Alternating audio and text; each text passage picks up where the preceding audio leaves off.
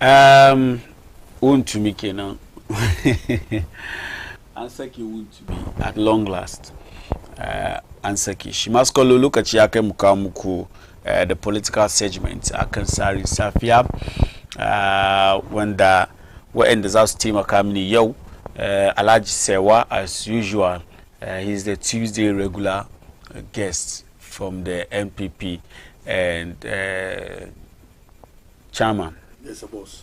The maestro. The boss himself. The Tuesday regular guest for the boss himself. The NDC. Yo Munduba press briefing da OSP yayi dangane da ofuriyata da ababa da suka kunno ciki wuntumi da aka sake shi jiya tukunnan OSP nan mun ji cewa kaman they file criminal charges kan wani issue corruption da ya kunshi 280 million Ghana cedis wani corruption scandal at the NPA, that's the National Petroleum Authority. Duka mun duba iyoko kuma sun dawo sun komo kuma kan Cecilia Dapa. What is it about? Mun duba wannan kuma insha Allah. But yau labari da yama mai ko ina shine fira na ofuri ata da ya taso kuma OSP ya sake ya declare shi as a wanted person. Na farko shi fugitive ne because an nemi ya so officing special prosecutor a tattauna da shi a yi bincike kansa ya ki zuwa ko da yaushe yana bada excuses jiya ya kamaci aka ba shi deadline ya kamaci ya zo ya nuna kanshi ya gwada ma special prosecutor ba jiya nan bai ya zo nan ba special prosecutor ya zo ya press conference cikin press conference na yayi maganganu tewa wasu suka ce dole ne sai ya zo ka ganshi kamar yadda da zo muka bude muku phone line kuma kuka turo naku ra'ayi akan wannan batu. 'Yan siyasan sun shigo tare da su zamu tattauna. Otunfo was also in Accra yesterday inda babban sarki Otunfo Osei-Tutu John Dramani Mahama yayi wani magana kan shi yace Otunfo Osei-Tutu the second lokacin da Atamils ya ambaci sunan shi John Dramani Mahama cewa kamar yazo ya taimaka mishi ya zama mashi running mate. Otunfo ya kira shi ya convince shi ya bari ya dauki wannan dama da Atamils ya bashi wai da aka ce ya zama running mate initially he didn't want to. Otunfo ya ce je ka yi sai shi kuma ya ji magana da Otunfo ya mai ya je ya yi akadin Otunfo cikin taro da ya yi aka yi inda aka tarbe shi a Jubilee House jiya da ya samu dama na magana da wato waɗanda suka zo suka halarci taron wanda suka hada da manya-manyan ministocin wannan gwamnati da ke ci. Otunfo ya musu wato nasiya cewa kaman kada su disappoint John Dramani Mahama a cikin aikinsu da suke yi su make sure kaman sun put Ghana first. We put Ghana first. Asantini tells Mahama appointees during courtesy call. So yesterday in Accra it was all about Otunfo Osei-Tutu's visit to the presidency, and it was a beauty to behold yesterday. You know, wherever you see Ashantis, you see rich culture, you see gold. Yeah. And mining summit, by mining summit in Otunfo yatafi Flagstaff House. Yace tunda John Dramani Mahama ya hau karagar mulki bai iya ya samu dama ya shigo Ankara ba, amma dinda dai ya shigo Ankara despite ya kawo shi shi museum da aka bude shekaran jiya. Yace dinda dai ya shigo Accra ya kamaci ya dauki wannan dama. Bayan haka ma bayan shi museum da aka zo ya kaddamar shugaban kasa kuma yace da mu yi mining summit. Ai babu mining, ba firan mining ganan ga ba kara Ashanti region ciki ba ko kuwa shi kingdom Ashanti ciki ba. domin da yawanci wajaje da shi Otunfo ya mallakin ko kasa da shi ya mallakin wurin ake yin hakku madinai, sabida haka kamata ne a gayyaci Otunfo ya zo shi kuma ya yi magana wurin, shi da dan shi daya suka yi magana wurin. Bayan haka ya ce din da dai na zo Ankara ya kamaci in tafi da courtesy call zuwa mazaunin shugaban kasa, which is the Jubilee House, inda jiya muka gani some beautiful pictures there. A lot of people didn't know that there's that rapport between the two and John Dramani Mahama, but yesterday it's manifested, we saw it. Ta haka nake kiran jama'a wanda suke siyasar su ba yi da hankali, ana siyasa ba yi da hankali. Lokacin da yi election, irin zagin da bangarori biyu, wannan zagin Mahama, wannan zagin Otunfo, ana son da a create problem tsakanin su biyun nan, a create problem tsakanin su. To kai da ka doki wannan haushi ka je kai election duka, laka cikin fuskanka, laka cikin fuskanka, domin jiya manya biyun ga sun nuna mana cewa kaman sun san juna tun ba yau ba, tun kai baka san ma ka support MPP ka ko NDC ka ba, sun san juna. So ta haka ne muke kira siyasar nan mu ba sa komi ciki. Kevin Taylor mu ba sa siyasar nan mu ba sa komi ciki. Na buga sunan Kevin Taylor ne for a reason, because me I have this thing that I always say, come on, whoever sits on TV or on camera ya doki camera ya ajiye gaban shi ya zagi Otunfo me shi bai da hankali. Ka doki camera ka ajiye gaban ka kana cin Otunfo mutunci, kai nan kai makwaci ne. Ni ya ce sa Kevin Taylor ni haka nake ganin shi. Ka doki camera ka ajiye gaban ka, ni dai ban yi batun wani sarki ba, batun Otunfo nake yi. Ka ajiye gaban ka zagi Otunfo. I have a reason why I'm saying that.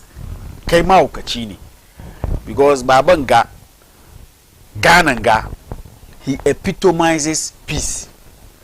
An buga bai yi ba, shi yake zuwa wurin shi. Mun ga rolin da ya play na Dago, mun ga rolin da yanzu yake play na Boko, tun da ya sa bakin shi cikin abin Bokon ga, mun ji wurin yayi di ko ana tashin hankalin ma kaɗan muke ji, ba mu jin shi kamar da. Farin kai wannan wani ya zuba kamar saboda siyasa. Ifin gana dungum, mun taba fita waje, mun je neman gudunmuwa. Shaida shi ni wurin ma ban so je wurin. Kai dai ba. Kai dai bari magana na. Kira wani magana na kare kai na ka yankuri. Shaida shi ya zo ciki. So the point is that mutun ne da ba mu iya mu afford, mu allow yadda ake yi mai 'yan siyasa maganan fadi hofin nan, mu allow mutane na yi mai irin waɗannan magana, domin yana zaman shi kan mulkin shiga tun 1999 ya zamna kai, ya ga first term Kufuor, ya ga second term Kufuor, ya ga first term Mills ya wuce, Mahama ya zo ya ga first term shi, ya ga first term Akufo-Addo, ya ga second term Akufo-Addo, yanzu ma tare da shi ake second term Mahama. Kuma kowane daya daga cikinsu Otunfo ya play role cikin mulkin mai shi, irrespective of the political party. Sa lokaci ya kai mu ba wayanda ya kamaci mu ba su girma kasan nan, mu ba su girma. Kaga Otunfo, kaga chief imam, kaga Otunfo sai tutu, kaga chief imam. Mai yiwa muka fara ba su girman da muke ba su ya shafi sauran sarakuna, girman da muke ba su ya shafi sauran maluma da manyan addini. Amma ni na wani su da suka zama kai nan bai kamaci muna wasa da su ba, ya kamaci mu ba su girman da ya cancanci mu ba su. Mun bi bayan siyasa mu zage su, muna aikin banza ne, domin babu wani party da zai zo power bai harka da chief imam, babu wani party da zai zo power bai harka da Otunfo. Shi yasa dai haushin wannan da ka bi ka je kana maganganu, kana fadi ka huta, kana maganan banza, kana yin shi banza ne, a da end of the day kai da ka samu ciwon kai. Magana da kenan sannun ku da zuwa kuma. Alhaji Sawa ya so karbi magana na baki ne, yi magana wani ina ji. Batun sarkin da kake yi, Otunfo sai tutu sarki ne da yake ganan ga kowane kin abin ga kabila da sarkin shi yanda kai in aka yi ma sarkin ka bai maka daɗi ka yi ma wani in za mu tuna kamar yadda malum suka faɗi muna wa annabi da sahaban shi ke zaune ya ce duk wanda dai zagi umman shi Allah ya tsine mai shi sahabai suka tambaya ya rasulullahi dan shi akwai wanda dai zamna ya zagi umman shi ya ce indirectly ba ka zagi umman ka ba in ka zagi umman wani me shi ya mai da martani ya zagi uwarka kai ba ka zage ta kenan ka gane ko yau sarakunan nan suna nan kowa na faman ya ga wo kasan shi ya ci gaba ne kowa abin da yake fama kenan dan shi karfi ne bisa kan karfi in na wani ya fi naka daraja ne da ubangiji ya bashi roki kai ma Allah ya baka ka girmama shi don ka girmama wanda ya fi ka she kai kuma a girmama naka ka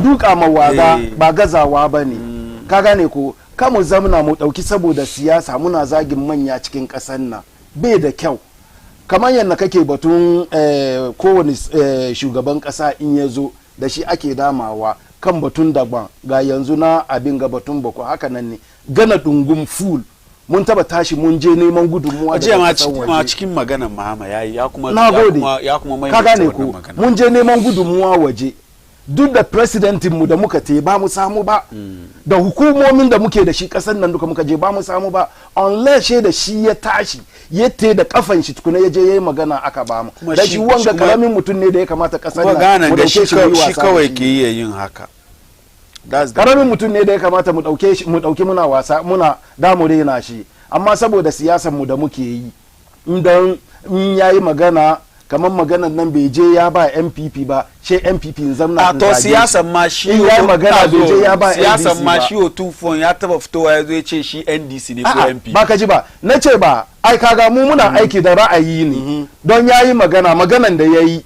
in dai bai je ya ba MPP ba kenan ya ambace mu she ka fito waje kana zagin shi to jiya da yayi magana ya baka nan fa ni dai akwai fatin ka shi kuma ya taba akwai wasu characters akwai wasu abubuwa ne da ya kamata especially and TikTok na zuwa akwai wasu characters you can have your opinion I also have mine but I don't agree with them somebody like Kevin Taylor me I don't agree with him sometimes he talks too much yana magana shi yayin magana ya zagi Otufon ga aka ya ga hazanun Kevin Taylor anytime Kevin Taylor ya samu opportunity ya zagi Otufon abin da ke akwai kuma ba da shi ciki ya bar she wasu su suke ganin cewa kamar duk da dai yana magana yana defend party NDC shi yasa abin da yake yin Mahama kuma Mahama bai san da zama ba Mahama ya san da zama don abin da ya faru jiyan ga kan CTNC no bai san da zama ba ba ka ji maganar da nake yi bai san da zama ba nace ba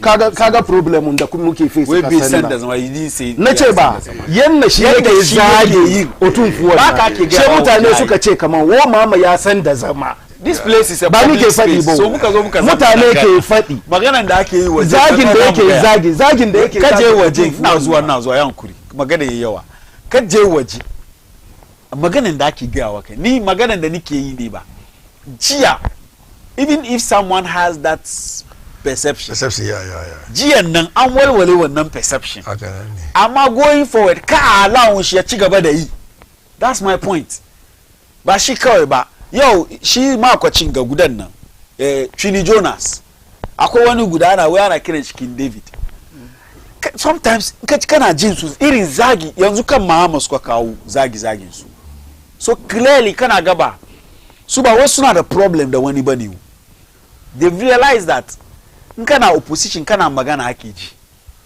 so wanda ke opposition nan I feel space in dai mai shi ka zo power to kai enemy su ne whether you do something good or bad or you do something bad ba ruwansu suna su ne su ta zagin ka domin suna zagin ka sun san kaman yan opposition su support su lokacin da NPP ke power in suka zo suna yi kaje comment section more fire supporters NDC yo suna yi kaje comment section more fire supporters NPP that's a danger muka allow yana continue wani lokaci ni nawa duka kenan wani lokaci ya kai magana ya tashi garin ga in yan siyasa aka kasa to ba wanda daje da shi to shi ne ban haifa da garin ga amma akwai mutum guda da ake girmama shi ake respect shi maganan ya tashi akai for instance 2012 petition da aka je da shi kotu baban ga ya sa bakin shi ciki ba election da ake yi kasan gada kamin wani ya fito ya zo ya ce na concede defeat baban ga bai sa bakin shi ciki ya sa so such people ya kamace a protecting su wani irin protection da aka bashi ka protecting su by making sure that kada wani mahaukaci ya zo ya zamna kan TV shi na shi ne yana zagi ba wai yana criticizing su bo zagi last na ji na ochihi ne where people like this characters like this da me shi bai taba on more brother wani life mu sorry on more brother wa ko jina yi TikTok so Facebook so shi wanda dai zagi ne shugaban kasa they did it to Akufo-Addo they did it to Otunfo today they are doing it to Mahama. That's the very reason why when they started some of us were saying that hey don't let Kakubo mumara musubaya suna yi domin wadanga manyan wata ne ba abinda suke da shi cikin rayuwarsu manyan wata ne apart from camera da mic da suke da shi yana aje gaban su suna su ne su zagi mutane domin sun san Ghana abinda mu muke so ne zagi. Today when you go to, on TikTok Ghana when Mune the most youth Ghanaian youth are the most abusive youth on TikTok and it is true. We are the most abusive. Matashi doki kamera ya ajiye gaban shi yana ya zagi chief imam ya zagi Otunfo ya zagi kowa shi yana zagi ko Mahama yau Mahama bai yi ra'ayi da shi ba yau ya zagi Mahama. Why are we doing that? So one thing that nike gani ba Malam Fari. Now you see sometimes viewers, okay, you can judge between, you understand me, that this person doesn't make sense. I mean, is it the news or fake news making, you understand me? So that will tell clearly come back. You see, one kind of the program, you can see the following, rating the kicking someone now. When people realize, you see, what I believe is that in the kind of one way gaska go kanaba, you educate, entertain, and inform. With insults. No, now what come back. When people realize that what we are doing, you know, entertain, you know, inform, you know, educate, you don't insult. You don't insult. No, I'm saying that in the what we are doing. Well, me when I watch as well, when I watch Kevin Taylor, yeah, Philly Jonas, yeah, the only thing I hear is insults. He's in the good come back. Apart from maybe they say one or two things, the basuka wekigaya, but everybody says it. So what attracts people to watch them? Is the insult. One can drive on that now. So how have we yabuka kain da akona na in kace mai kama wannan kan TV ko radio yana magana ya ce okay ku za ku ji wannan magana. It just clearly come. Well, for instance, let me give you an example. Yeah. Somebody like Samson Ladi Ayenemi. Yes. Somebody like Manasi Azuri. Yeah. Somebody like Johnny Hughes. Johnny's Bite. Johnny Hughes. Johnny's Bite, yeah. You can disagree with him and whatever he says. Yes, but when you these see are that, guys who don't insult. Yes, but they criticize. Constructively. Kagani. Yes. Paul Adumochri. Yes, Randy Abbey. Then you can disagree with Paul Adumochri however you want. Like Randy Abbey. But yana analysis in she. You can disagree with him, but he doesn't insult anybody. Yes, facts check. Kagani magana na. Yeah. So, but why are we allowing ourselves? And then this guy like this on us, Obi. Yeah, we can allow Kamu to become audience to people like this. Yes, that is the only thing. To the extent that this lady, fake doctor, get it. Aka 1 year zam na exposure kanta. This guy was the name. Sale and Sansadali. Sansadali. That's a stolen name. She has a name. She's called Sally or what? Sansadali. Aka fito aka tabbatar da cewa kaman fake doctor ne. Shugaban kasa ya sai ya kan wannan. Yace ya withdraw appointment inta da ya bata. Sai a samu Kevin Taylor zuwa exam na kan platform shi. Shi na shi da dai yi ne yana defend wannan character. No, I think it is high time the NDC as a political party must disassociate itself from Kevin Taylor and whatever he's doing. No, this person has told in the one, Kamashi MPP.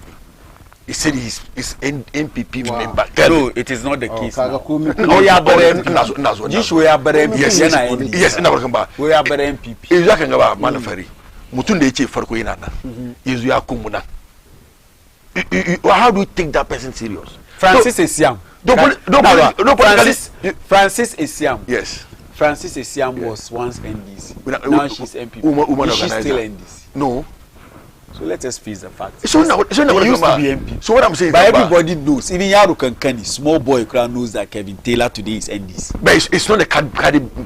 It doesn't matter. Do you need no. What does bearing a card now as well? What does bearing a card? The person is not about the card he's bearing. It's about what he's saying. He's not a card bearing member of the NDC. Politically. No, he's not a card bearing member of the Yes, he may say he's a sympathizer. And you believe that the MPPs will still allow him to bear their card?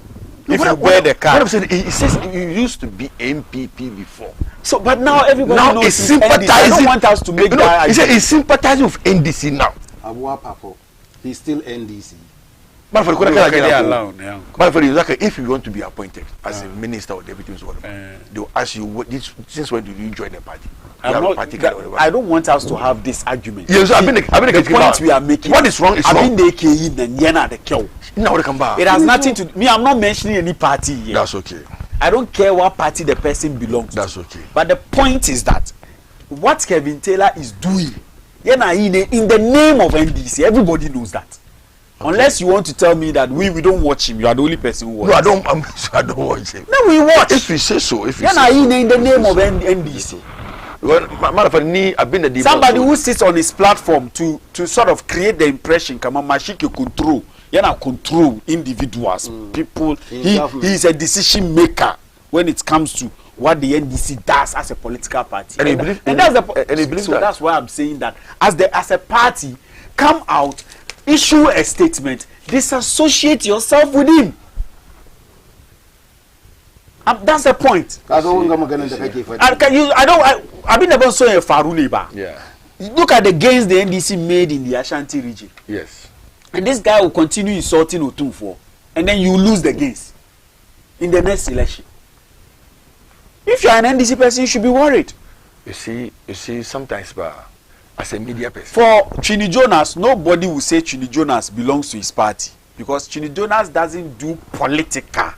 What he does is he picks up any issue and then insults whoever he wants to insult. But Kevin Taylor is political. He says, I used to be MPP because they are no good. I left MPP and I joined NDC. And I've never seen him sat on his platform speak for MPP before. Anytime he speaks, it's like NDC. Yeah, the court cases they were Ghana. He came here, he was giving security protection.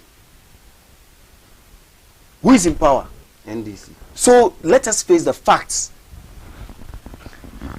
Kuma da yace shi ke control yana control na. So ni na tsaya kai ina zuwa na tsaya kai in ce maka gaskiya ne because lokacin da aka ba Wuntumi bill shi ya fito waje yace kaman Wuntumi ya kamata a kulle Wuntumi an kulle shi ko ba kulle shi da shi yau just say ina zuwa da shi yau in yace kaman ba in yace ana bari ka tuna da wani yace kaman president was in my pocket ka tuna da wani yace president is in my pocket what is appointee the person no the person is appointee you are talking about Nyantechi. Yes, Nyantechi shi no ake maganan shi shi no aka kawo video shi ce president na cikin shi no am in this case sai wanga kuma Samankuri. In this case we are talking about two different people.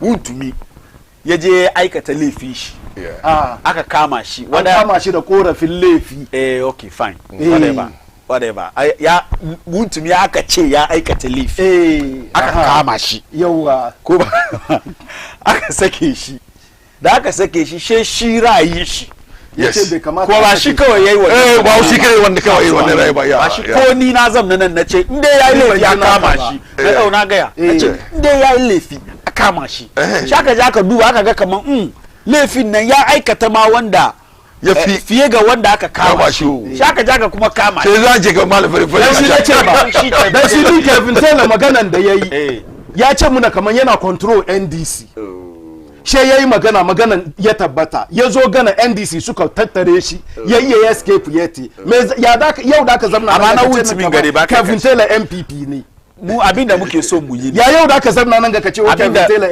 abinda muke so mu yi ne kada mu ba mutane kaman shi dama suna fadi ofisu suna zagin waɗanda bai wannan mama ya kamata ya zamna da shi miye sa maganan duka kenan ya bar ya fahimci malafari clearly is good ne ban da tin irin zagi a kanka media kamar yadda muka yin ga wani suna koya in mutu ya bata lokaci duba program ka bai ya koyi wani ba it doesn't have any value you understand me. So the media landscape, those who are in charge, media commission or whatever, you understand me, I want to regulate you and monitor you. That is my problem. Ni aka abin da yaban ni Kennedy Japan ban so batun shi. Yes. Kennedy Japan.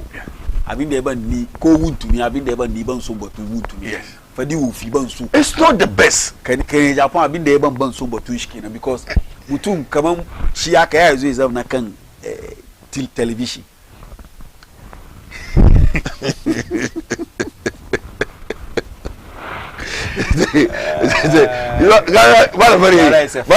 Malafari kana jin ko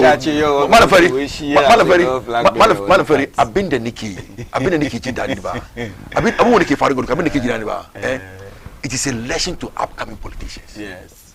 To be honest with you, because it isn't clearly allegation is zama true kamar this what one of the appointees yayi malafari ba wai baka bi na bashi rasuwa wallahi ni ban zuwa bika demonstration in a appointing ka an baka code of conduct kai kaza mu samu so ka ji jiya ta ka mu shiga cikin firan mutumi abinda asante ne fara jiya we the appointees should be very careful kar su sa president Mahama Kunya I like the man in the sense that kan ba yayi magana ko so much wisdom to be honest with you abinda ban manta da shi every day na wannan magana lokacin da 2016 Akufo da winning na they used to be friends too Akufo was a lawyer in the UK shi yau tun fuke na o da president Akufo da je wuri shi na yace kuma me sa me ka san binciro kana fo omudi yawo ne kona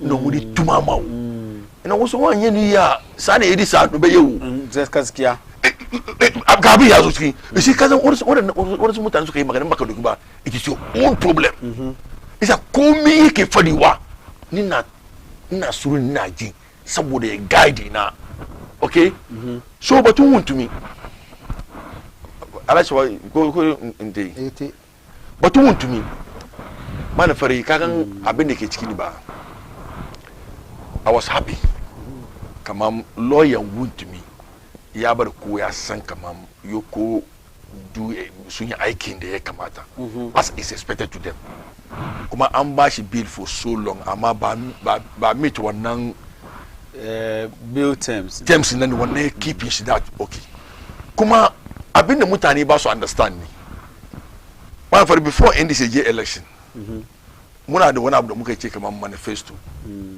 kuma manifesto nan da shi ku yan jarida za ku kama mu da shi kake kai kaza ba kai ba kake kai kaza ba kai ba you understand me wannan manifesto ne mun bar ko ya san kaman ba we are going to do something like we operation retrieve all retrieve all loot everything coming the wanda ya duki ba nashi ba okay mun kan ba yankana kuma in dai aka zarge ka kaman ba wani kaza ne sai institution ne zo doke ka if you have anything if you are genuine ka je ka zo lafiya I don't think kama ba kashe wani ba ma komi because aikin da muke yin ga ka san kama ba there's a day of accountability ba da democracy biyu ne you have a rule you have a freedom to rule and you have one day you have to account for your ruling wannan laifin ba wani laifi bane duba abin ga irin allegation da aka ba Wontumi in ka duba allegation da aka ba shi na as a Ghanaian whether you be with MPP or NDC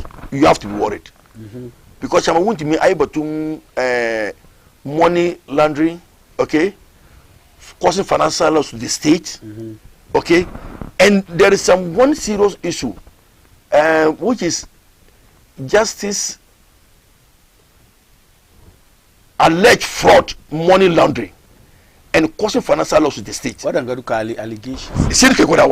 When it is that, it's against our laws in this country. Okay, you being an NDC or MPP, yeah, so it's serving. These people were the leaders of the party. NDC, having an allegation on this nature or such nature, we are going to investigate it. Man, for the India, you are a politician. Expect anything can happen to you.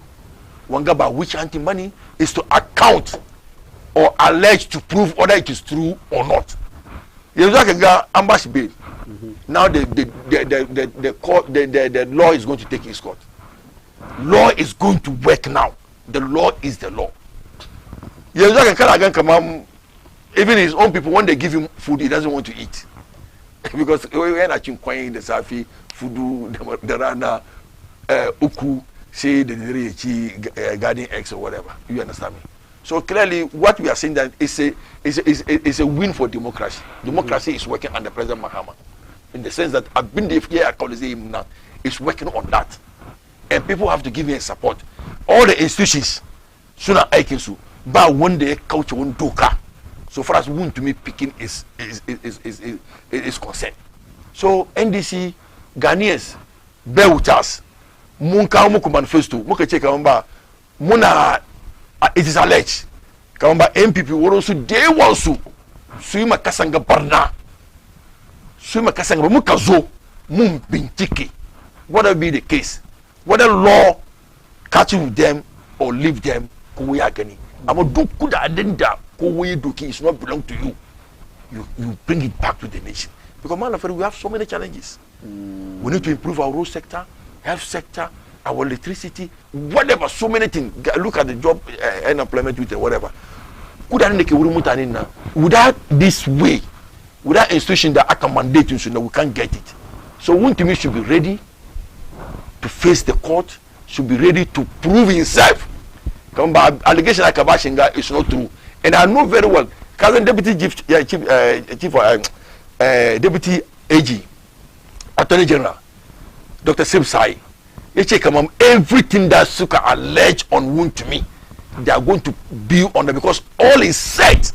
And go coming that I can allege that but Wontumi now is not going to go scot free, and is going to face the music. And they are ready. They have all the evidence about Wontumi, and they are not going to use anything apart from the law. The law, the court will prove. Is also ready to face it. And Ghanaians are happy about the way things are going. No any witch chanting. Things are working as it is because I'll call you Ghanaians come because anything at all. Nobody go no go. Ansansa Dali Yoshida Kukama. You see? Fake doctor na Yoshida Kukama. You see, man, we could choose and pick. Man, Nde machine na mutumi NDC ni. One thing that AG ya kauli mutani in Ghana. Dominic Ayeni. Come on, before you put somebody before the law court, before the docket will be ready, you have all your facts right. We don't want in the case come on, I get it mutum, the gabaya is not true, or it's not whatever it is. So work of the justices, I can doka. You don't need to rush. Because Dominic any case it is a jail court now you come out and brief the nation. Come back, all the dockets are ready. Because when we come back, Batum Sky Train and docket is ready, Batum Cathedral and docket is ready, Batum National Service and docket is ready. So anything, when it comes to the lady too, when it is ready, yeah, brief mechanism is ready, we are going to court. Rest assured, we are not going to shell anybody. Whether NDC, MPP come in, right. We are not going to say, but when the ZAP covered by ANC. All right. Wrong is wrong. Okay. And we are going to make sure that we protect the nation. Honorable Maestro, we elements this current political administration should consider to fight corruption in Ghana. We strengthen institutions. We ababa de kamachi NDC to consider a cikin nasu yunkuri na yakin corruption. We ya kamachi su karfafa institutions, ensure independence and effectiveness of anti-corruption agencies, judiciary and parliament. We transparency and accountability. We implement open governance initiatives such as publishing government contracts and expenditures. I agree. We whistleblower protection, enact laws to safeguard whistleblowers and encourage reporting of corruption. Aaron Babako Kokomisa Accra Shia Turu Mana Wannan Sako kai kuma kai ka turo naka sako 0553683010 Alhaji to na farko dai muna gaida masu sauraron mu inda muka kai ga muna gaida kowa da kowa Allah saka da alheri kafin in ci gaba da magana na ba ka tambaye shi koshi wayin ji eji shi ya prepare evidence in shi ba evidence John Mama ya kuma revoke appointment din da ya ba lady na ai ba evidence ko ba haka ba tunda ya revoke it means an san kaman fake doctor ne it means ya ga wani abu an ga wani abu because ya yi wuya a ce shugaban kasa ya ba wani matsayi ce ayi korafi kan me shi ba ga gaskiyan da ke ciki ba ce ce wona kuma janye in ma da ya janye ya ce sabili da matsalan da ke kanki korafin da aka miki na janye kafin a yi binkice a gani in kuma baki a binki kaga da ya sound Ghanaians kowa ya san kamar a'a ƙarya aka mata ko ba haka ba allege ne bari in zo kan wuntumi ina ta ma wuntumi ni ganawa ra'ayi wuntumi da President John Mama na da matsala ne akwai problem tsakanin su ba batun political ba ne akwai ajiyayya tsakanin su because one in ka tuna lokacin da President John Mama ya zo mulkin farko ya yi mawuntumi abin da ya fi ai wanga dai kullewa aka kulle shi malam fari yau da a kulle ka wata ɗaya ko shekara a fidda kai da kona maka excavator guda 2 ma kawai wannan ka fidda ka ɗauki a lokacin nan an kona mai John Mama ya bar an kona excavators in wuntumi ya fi 100 mulkin shi na farko aka wayi gari a kwana a tashi mulki ya fita hannun shi bai aikata laifi ba an kuna excavator laifi ayowa laifi ba lokacin da kuke gwamnati malam fari kuna excavator malam fari batun wuntumi da John Mama nake yi ai wuntumi ina zuwa sai abu guda ciki da ya common ina zuwa abin da ya common ciki shine excavator kace an kona excavator shi excavator kuma ba na farko kuma na karshe kenan ba domin kuma da kuka zo mulki kun kokko na excavators da yawa kuka seize da yawa the 500 excavator scandal duka munji so what is if excavator an kona excavators wound to me how does that amount to kaman John Mahama bai son batun shi sa wayanda lokacin ku aka kona excavators sunan su kuma ba son batun su ne aka kona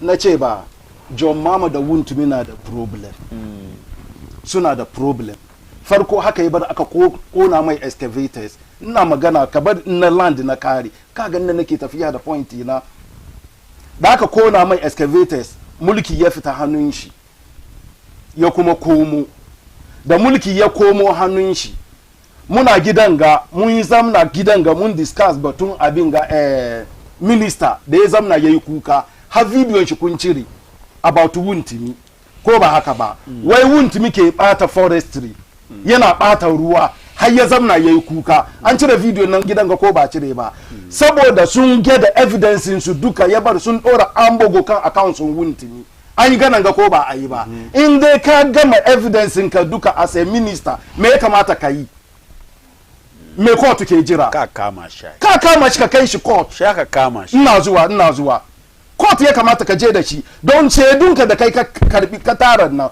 court ya kamata ka je da shi mun kama chamar wuntumi da laifi kaza an yi shiga nan ga mun ji ba ka yi ba sai ka dauki ka ba CID she CID suka rubuta professional way kaji wani ya zargi CID ganan ga kaji wani ɗaya MPP ya zargi CID kan batun kesin wuntumi ba ka iyawa because sun gwada maganiyas kamar this time around na suna aikin su yanne ya kamata she suka rubuta wasika suka kai mai muna bukatan ka rana kaza she ce gaskiya ne ina kan magani amma datin nan da kuka bani ba zan iya yanzu ba kumin hankuri in ya kai rana kaza na zo ya rubuta ya basu suka ce to mun ji muna jiran ka nan ne NIB daga Kumasi suka je da sojoji da polisai wa a ji a kama shi kan ga wannan ya bashi wasika wo ya zo kai ba ka bashi komi ba gaba ɗaya ka zo ka kama shi she ce wannan kamo ba zan tafi ba because baya tashi gaba daya a kama haka nan ne baya tashi gaba daya in ka dauke shi gobe bai komo ba wa za a ji a tambaya yasa ban zuwa ya zama kuwa in zaka tuna da datin da ya ba akran nan ya kai national security na abin ga ya sunan su ma ne ma CID ya kai yazo wani korafi aka dora mai wai yana bata ruwa yana bata forestry yana galamsi malam fari wani abu ne galamsi ba wanga abu biyun gano ne galamsin ba amma an raba an yi shi uku shece ba gaskiya ba ne ni ba aiki na kenan ba dan CID da suka bashi takarda sun gwada laifufukan da ake zargin shi da shi lokacin da MPP ke power ba tabbatar kamar wuntumi na aikata galamsi cikin akuntama cikin wannan forest nimri forest nimri forest ya ka kare tambaya na maka ba na batun na kare ba ne kila akwai wani kuma baya yi magana da ya zo ya kawo takaddun shi ya ce maganan da kuke faɗin nan maganan da kake faɗin nan kan guda an san shi guda ne shi ne kan wangan because yana galamse bai galamse ko ba haka ba lokacin MPP an ce yana galamse turu wannan kai dai MPP suka ce yana galamse NDC CID suka kira shi she ya kawo takaddun shi ya ce ga takadduna na karbi takaddu da nake aiki na da shi galamse ban galamse ina aka ce ina galamse nan a gwada mini she suka ce okay mun yi bincike mu gani she aka bashi bail aka ce ya in gari ya waye ya kuma komo gari ya waye ne ya komo suka kare za shi yoko suka je suka kama shi ko ba haka ba da yoko suka kama shi nan wanda ke gwada maka cewa kaman problem na nan shi da John Mama ka duba tarihin shi tun farko da yoko suka kama shi suka zo da shi wani kesi suka dora mai wani case kana jin maganganun basa waje malam farku ne yan jarida ku gwada muna wani laifi yan yoko suka ce wo an zarge shi da shi an ba shi contract na anya bai yi ba ko ba haka ba amma cikin kesin yoko da suka bashi ba wannan contract ciki social media NDC suke maganiyar su ƙarya CID ba batun contract CID ba batun contract yoko ba batun contract wai wani ya transfer kudi ya sa cikin account shi money laundry malam fari yau in gana institution ne da za ku yi aikin ku sosai na transfer kudi na sa account sun baban ga an ga kudin nan cikin account sun shi an ga ni na transfer kudin nan na sa cikin account sun shi wane ne first person da ya kamata a kama kai da shi duka me account da wanda ya sa ce ni da na transfer kudin nan na sa account sun shi ni aka bani shi aka je aka kama shi wanda aka sa kudi account sun shi ya kamace a kama ai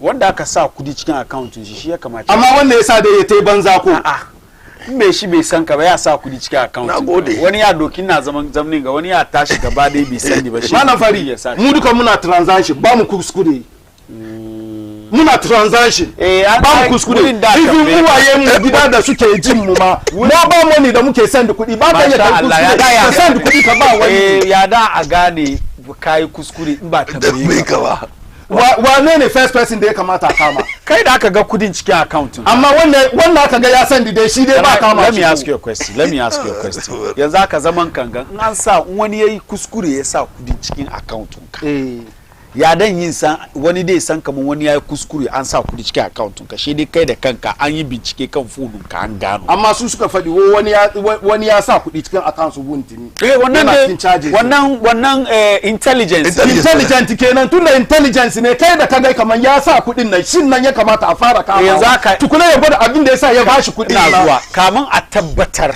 ya kamaci kai da aka sa kudi cikin account yanzu haka for instance in wani ya kira MTN ya ce musu kaman ya yi mistake ya sa kudi cikin account very well MTN has to notify me first yes kaman check yes first one ana block account sunka duka notification you receive the notification kuma za a bani da rufe kudi na a bani an bani kaman 2 weeks me yi washe sa aka freeze account shi yes to da aka freeze account sun nan wanne ya sa kudin nan an kama shi shin ji sunan shi shin na yake shi muke tambayan nan mana shi muke tambayan nan wannan suka ce ya sa kudi cikin account sun wuntumin nan na yake su fada muna me shi me yi wa an tambaye shi ya ce na san da zama ban san da zama ba ya ba a gano wanda ya sa very well an tambayi wa very well shi wuntumi ai account shi ne kenan shi da ƙarya kuke mai kenan mana shi da ƙarya kuke mai in dai gana za a yi adalci malam fari maganar da nake fadi common sense ma batun gida ba batun buku ba wani ya sa kuɗi cikin account sunka kila ba ka san da zama ba ya sa kuɗi cikin account sunka kana zamne gida kawai wai sai an zo an kama ka kai ka je ka gwada wanda ya sa kuɗi cikin account sunka ana iya sa kuɗi cikin account sunka ba ka san me shi ba it's easy and simple for you to say it this way we are talking about money laundry this is criminal what you are talking it's about criminal is not criminal kama wani yayi kuskure ya sa kudi cikin mobile money account na that's civil na dauki wannan ne nayi misali baka ka use wannan as misali ka use wannan as misali be haska kama magana yadda ya kamaci we are talking about money laundering the reason why zama crime ne an ce money laundering wani kudi da maybe kana kasan America ka bi anya da bai da kyau ka samu amma baka ka je ka ajiye bankin America don ka bi da shi wurin an tambaye ka na ka samu kudin she ka bi wani anya da dabara ka ban kudi ya shigo Ghana don me zaka cewa laundry she ka zo ka wanke kudin nan in ka wanke she ka mayar da kudin America I mean mutane da wana shigowa da kudin su nan su zo su invest cikin real estate money laundry ne ya invest ya kare ya sayar ya doki kudin ya koma da shi inda ya fito da shi wannan an ce laifi ne duk duniya baki da laifi ne kuma criminal ba wannan bai tabbatar ba intelligence ya nuna ma national security kaman kayi money laundering aka ga an sa kudi cikin account ka an kira dole ne a kira kai bincike don wannan criminal offense ne very well criminal offense duk da dai kana ganan ga dole ne ba ya ce an gani shi sa an gani shikenan a doki analogy mobile money ana yi no dole ne a kira ka so let us talk about something different because idan wanne ba aka kira wuntumi ake jajjan shiga there is nothing wrong with it idan money laundering malam fari naji ka kare naji fira muke ban kare ba malam fari karewa baka kare na ce maka John Mama yana da problem ne da wuntumi ni dai ba kai ka establish min ba kai ba ka fanci magana amma me shi na dai ya fanci magana ni da kai ba me ji ba gida da ya zai ba shi bai ji ba sai mun nan gane da wani bai bata kudin shi wo a talo ya sani da ba la fari wurin shi ce ni kamar me jin nan shi ba shi nan gari na sani wannan magana shi ba ni na ga ba ni da kai kana mu yi magana na ce muna magana ne da gida uwayenmu wasu sun fi mu sani abin da muke amma mu ilimi wai na sani is whatever we are doing here, our viewers are discerning. They can see us to make deductions, but that doesn't also stop me from making my point. My point. That doesn't also stop me from expressing my opinion on what you say.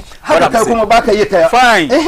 What I am saying is that you have not convinced me. Kamang lele John Mahama be kaunan wuntu mini. Be kaunan shi. Na farko kari batun excavators she na gaya maka kaman excavator inda ko na excavator ke gwada cewa wani bai son batun wani shi dai MPP lokacin da kuke power kowane excavator an kama shi a kona kowane excavator an kama shi a kona har muka zo muka ji wasu excavators ma sun bace according to Freeport. Yes, muka ji kaman sun bace wannan nan kuma waɗanda aka aikata wannan abu against su nan su kuma ana ba son su ne sun yi laifi laifin me sun yi galamse aka kama su definitely so wuntumi kuma that's one of the things that aka ce yana yi bai galamse ba ji shi wai bai yi yana da takaddu shi yasa ake bincike yana da takaddun shi binciken kuma ba ya yi sai an gayyace ka zo yana da takaddun shi wuntumi bai galamse bai galamse ya faɗi musu maganan da na fara ba ka mance ne ko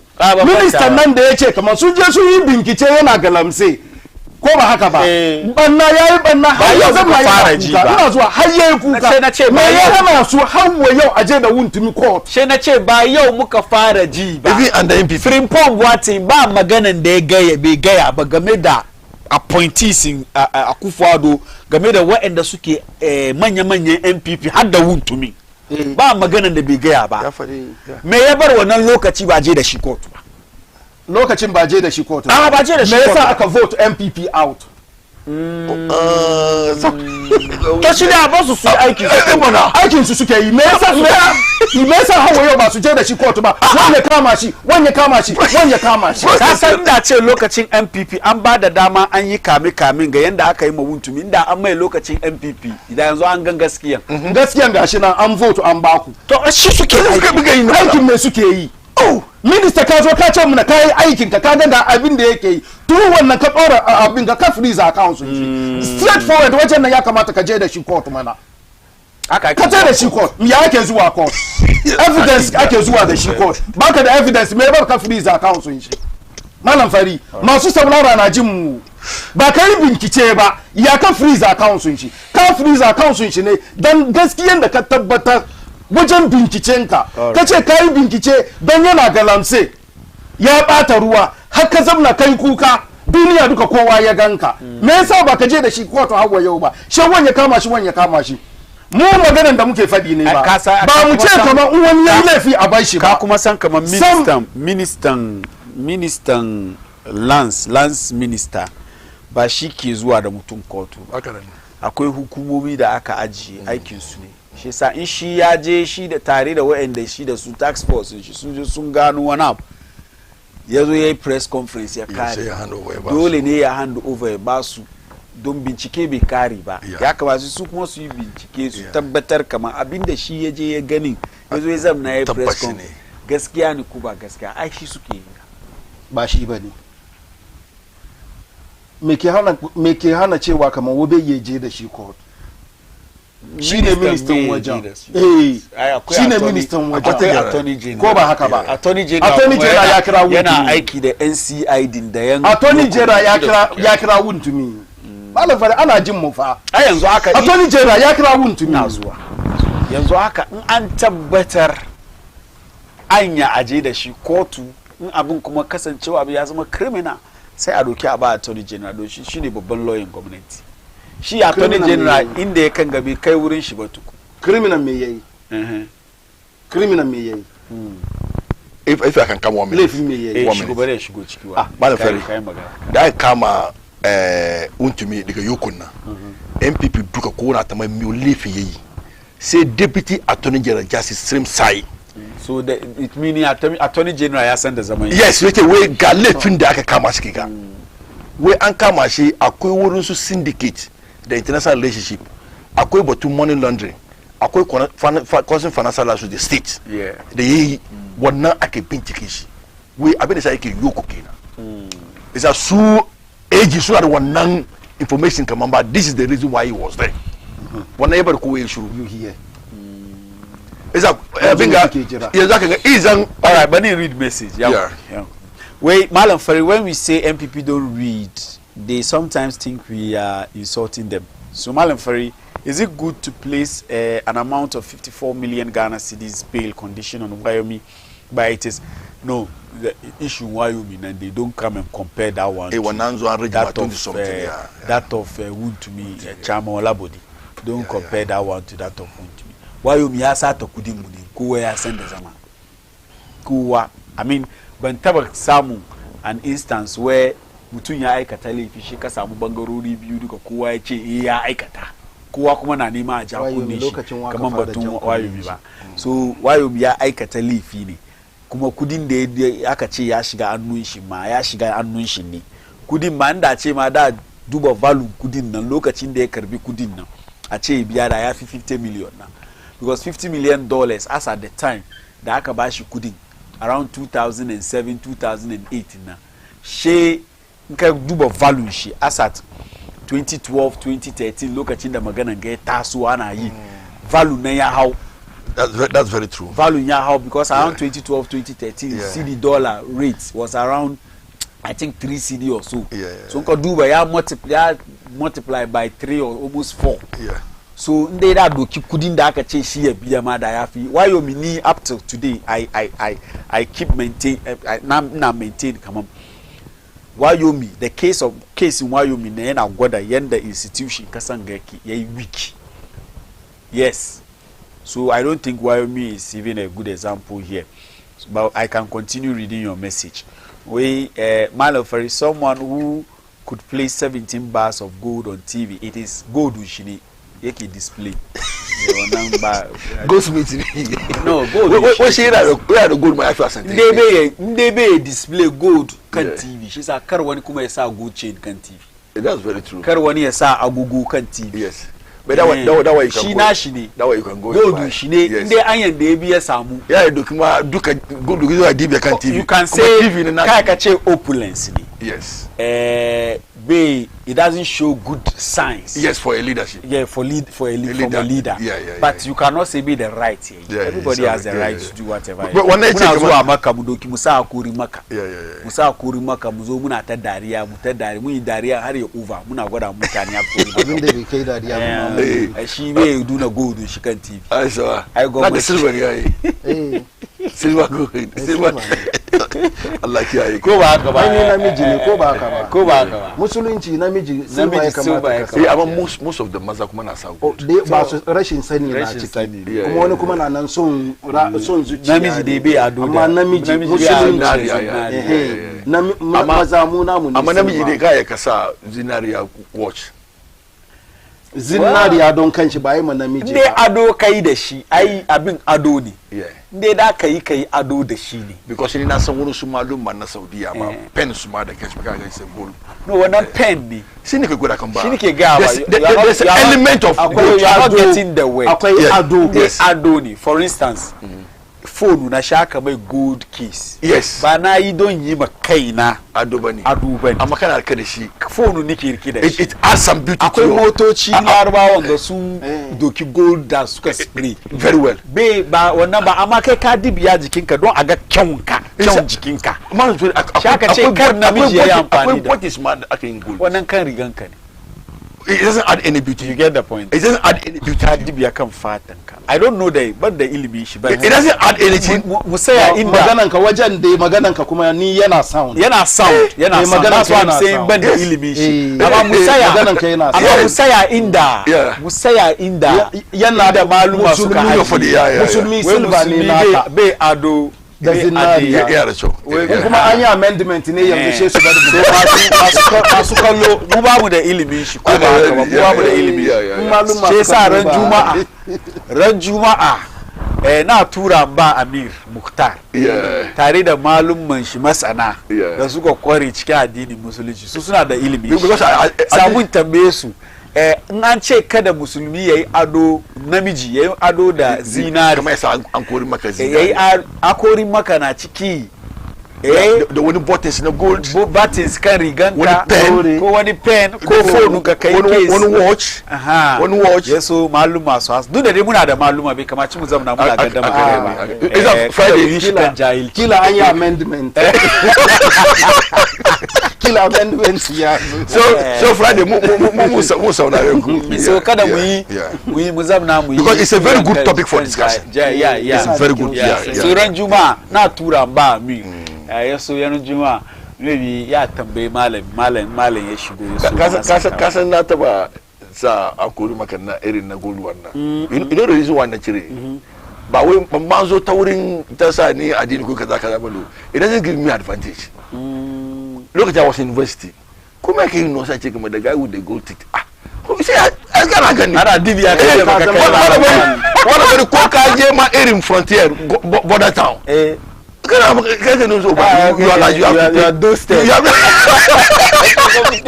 Isa lokacin da Allah jika Dr. Mustafa Ahmed former MP mu Allah jika shirama a nace doc abin da bai bana advantage wo wake mini nace doc kuma yake yin sai yana kwanji na kuma ban da deep pocket sai ce yanzu mini nace cire mini all right it's not easy Muduba OSP da Ufuriata I've sent you the wanted this thing so if you could display it so that we start with it. So that's it, wanted by the office of the special prosecutor. Name Kenneth Nana Yaw Ufuriata. Date of birth 7th November 1958. Age 66 years. Gender male. Eye color black. Hair color black. Complexion brown skin. Possible location United States, United Kingdom, South Africa, Guyana, Hong Kong, Cayman Islands. So the special prosecutor is not sure where Ufuriata is. So where it can be found? He can be found in any of these locations. Okay. Sorry. Wait, reasons. This suspect is wanted to answer charges in respect of several cases, including strategic mobilization, GRA contract, termination of ECG, BXC contract, National Cathedral payments, ambulance procurement contract, and tax refund account utilization. It goes on.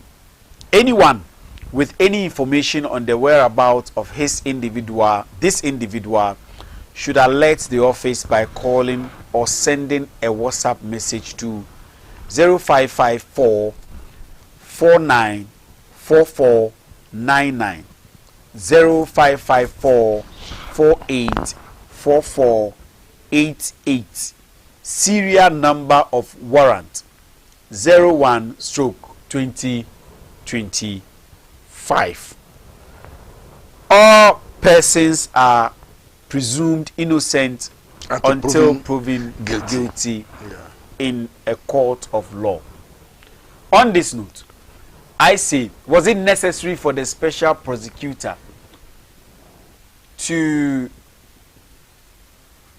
tell the public about Ufuriata's health condition? Well, when it comes necessary, because in Kaduba, clearly, I've been there, you outline. I've been able to answer questions.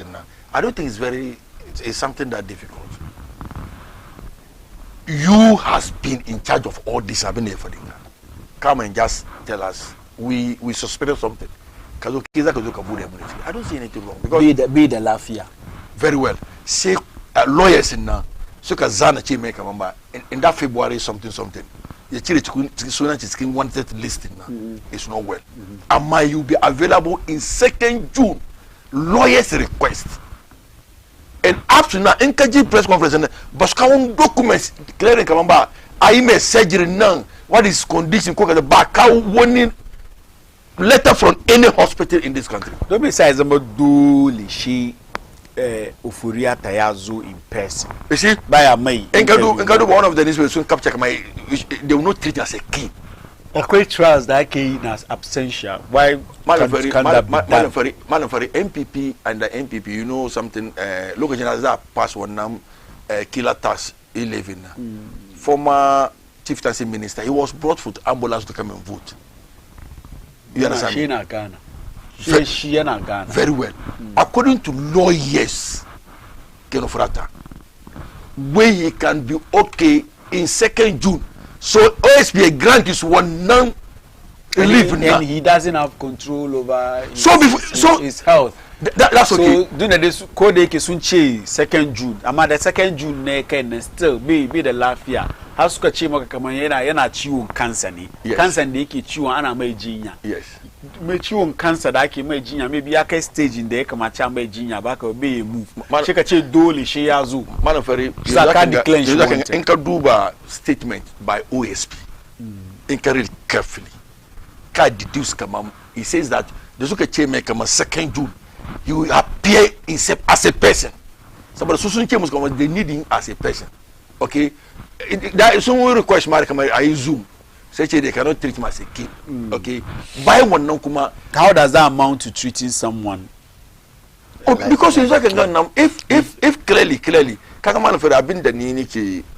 Is the OSP my trying to make political this whole thing, my political communication, this whole thing difficult for everybody. But so naive politics. Because everybody can fall sick. Yes. One number in politics they say. According to OSP, we buy one letter before them.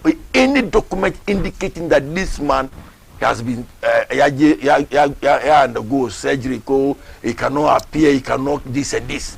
But as up to now, OSP hasn't clearly explained to us the reason why he is insisting among Ufuriata Yezui person. Because it's like a lawyer was they will sit in for him. Say cases in allegations now, they need he himself as a person. Yeah, he reiterate that. He himself as a person. To answer the questions before them. Which they can ask him even on phone. Oh no. You see sometimes there is allegations, the level of the allegations and the level of the suspicion and suspect that cases in the need when I phone on no. I'm for sometimes when I in a feel like they say wanga ba na phone bani let's meet. If it was possible, because of the level of former Maslock CEO at trial inter without her presence. It was possible for that to be done. We are not legal experts. Mandates like about OSP now. They have their mandate, they have the way they do it. The man is a lawyer. Maybe it's because of the level of the allegation, the crime. They need him. I don't think there is any law that he got a chiwa come by a chigaba da yin abunga in absentia. The lawyers they should put that case before the lockout. They should fight on that issue. They should fight on that issue because exactly from February now, the lawyers somebody could say come back. The man will come 2nd June. The press conference is now with 3 hours after the 3 hours before his appearance before them. That's why they put on this. Exactly. Will you be happy, Kamama Malefari? I do client thinker. As a red alert, wanted list, the Yoko, Dunia Duka, you can over at Yana, Koina Dunia Duka. Kama is a wanted person, fugitive of justice. But akwai law da ki nuna cewa kaman aka request for like video conference. That's very true. Yes, so don't back a kazoo. Why the lawyers why is the OSP insisting? Why the lawyers? The OSP has some personal issues. Are you happy with the work of the? Are you happy with the OSP Kiaiki? Are you happy with that? OSP as an NDC person that who fights corruption. If you look at the back and forth and all of these things, why wouldn't the OSP allow for the video conference and then just the side of Ufuriata instead of insisting that Ufuriata should come? Because I don't know, I'm not sure, even wanted Yasunen Shinga the listing now declaring as wanted in Ga they chain are so involved in Interpol even Kosu won't find any reason why not to touch Ufuriata if they ascertain they leave the Lafia and Karabanjia Manafari. Because you are talking about in USA, you are talking about America where the system works. They approve Musu come oh, I'm not a fugitive. Yes. But when na good justice bunny. God the lily bun the Lafia ni na samu cancer. Yeah. Come the OSP the country. So I'm not Karabanjia ni. She said ba da yenje bunny. Kai sure come su nye da su saki shi Manafari in the first place. Akufado, President Akufado, former President Akufado, Kisia Jabin, Ofurata, he appointed all of them. It is appointees in the first place. Kazako and Kona Aikinshi. Is that okay? Yes, according to OSP, press conference AGN now. If you have the footage in the Kabugaruka, you can see it. Where the lawyers did not present any document before him come ba medical document come ba she ya sai yana da kansa har shi yazo ya ga mu the lawyers inform him and promise him come 2nd June ya appear before them. Kana jin ko jiya ya make a categorical statement kama ufuriata na the cancer she ya inde be ba present she with document because previously the suka nemi about extension so 2nd June. Yes, we saw a document from the lawyer she the suka rubuta suka ba OSP suka ba shi the evidence medical ya sunan shi report shi da ke nuna cewa kamar bai da lafiya da amma ya samu lafiya before 2nd June. Wannan ciwo ne. You see, so let him know kaman ba still now it's not okay. Yes, and, you have your counsel, you have lawyers. Let me ask this question again. As an NDC person, are you happy with the manner in which the OSP I would take OSP serious when you're able to execute this work. No, I'm saying that. I mean, are you happy with them that so far they can handle even this Ken Oforiatta? We are saying, Kawamba, the talking is too much from the OSP. Yes, we want to see action. We want our money from Ken Oforiatta. Do you think you can get action from this? From this, and they do quite being declare she want. Yes, said Gerukanda maybe he may pick from that place. Well, one thing is you saying that ya Katalish Fika declare she wanted, can put it on red alert. Yes, Angan Shakamash. The other thing is when the Kagaya Musuno Suku Mutanini. Yeah. So again she soon duba. So say Mutuminga the Kacha Kama, she can wheelchair and a Karbajinia, she should do Kubishuka. Yes, Duba in Dave that can the select. I don't think that would be possible. Why is not possible? To kaga gana ba institution mu wasu sun dauki gana kaman gatanan ne a te gaba a komo baya koma baya a je gaba a komo baya kaman rawan wasu mutane in ya je gaba daya biyu ce zo baya biyu kaga ne ko yana sai waje daya ne kenan yake rawan nan irin shi ne na batun OSP ga ni in kaman ni ne ma na ce shi ma ya cause financial law to the state office da aka ba shi since the time MPP ya ba shi wannan office na hawa yau ba abin da ya tsinata ma kasan nan ba abin riban da aka ci kan shi kowane court ka je ka fail ya min daɗi da kake magana ka ce lokacin MPP aka kawo shi tun lokacin MPP nan ma in ya je court yana fail ko ba haka ba lokacin ku ya te court lokacin NDC bai je court ba lokacin MPP yayi tafiya court in ya je duka yana fail kenan bai kwatar da hankalin shi yayi aikin shi yanda ya kamata yana aikin nan anyhow yana daddamu kaya mutum ya ce maka kaman bai da lafiya ko ba haka ba ka ce kana neman shi ya ce na je jinya aka kawo maka takaddu in ma su suka ba da date suka ce muna tunanin kamar lokaci kaza dai ya yi lafiya mu zo ciwo dai lafiya na hannun ubangiji doctor na iya ce kamar mama udiyan numu adrono ba ka taba duban mai ciwo ba ko numu adrono udiyan num yami adumu abeduru cinano na ohun wato na yaduwa ko fiye ni mma na ta taba tana ciwo tana hospital daga garin mu malam fari muka zo muka iske ta tace ku kwace kayan mu te gida yau in Allah ya da doctor yazo ya fidda ni dan na ga nayi lafiya wallahi lazim da doctor yazo ya duba ta an fidda ita hospital nan muka je da ita regional hospital amma ta bada mun kwaci kaya mun fita da shi amma da doctor yazo ya duba condition ta nan ce diye wani abu wuce ni mata na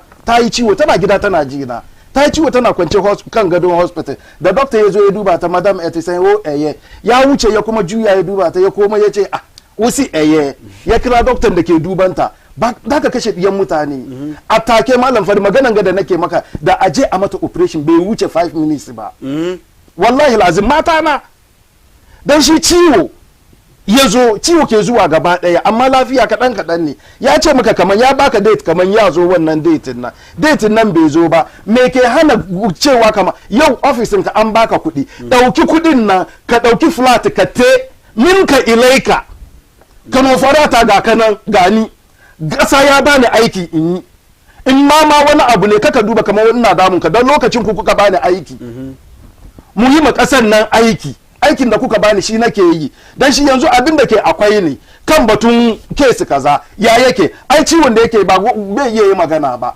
bishi wajen kamar interview Hassan Mubarak abin ga Tunis ta mance yana cikin mota ake zuwa tsaya da motar nan premise of the court aka ci maganan shi ko da yake ban san dokan wajen ba yau ganan ga court petition da kuka tai da mu 2020 da sai dunka ya fito waje daga baya yace kaman she ba su da kowane evidence na what I offer only coffee without biscuit ya zo court manin na da shi yake ciwo yake hospital evidence ANDC na ya sunan shi ne da ake neman shi court yace bai da lafiya ba yana hospital aka yi zoom ba na'am kasan nan akwai dokoki yau Allah ya sa bature ya kawo nisa kusa akwai machines put it to him kana zaune ofisinka kuna tambaya kuna rubutawa kuna tambaya lawyers shi na kusa da shi wannan bai dace ya fi da baki ba shi su ce a'a ajewan kai ma kai da timinka na nan in kaman kuka yi binciken kuka ga kaman haka nan ne yana can nan ku tai da shi court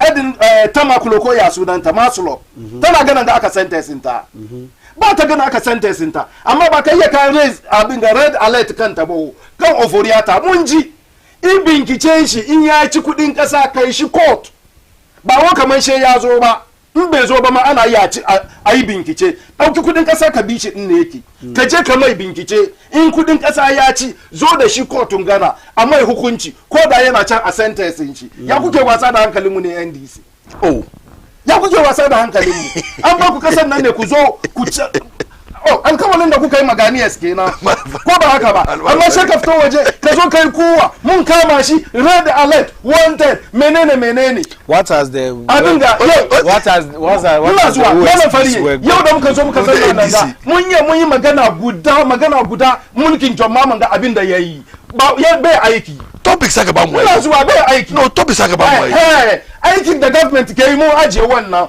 unless one cakulkulin da ake mutum magana ni very important to mutum daga 58 million ya ba batun katidra bai fahimce ni ba ba ka fahimce ni ba duk aikin nake ne mana aikin ke nan me yake zanne yake yi kai kishin kasa o kai kishin kasa ban kishin kasa ko ban kishin kasa da ana ce maka kamar ya use kudin kasa ya bi shi can ya je mai ya investigation ni da MPP ne da ya kamata maganan ga in buge in zubar baka yawa ban yawa na OSP ya kira ka OSP ya kirawa seriously ya kirawa ko baka sa abin da kake ciki ba kana duban nan ga Togo ne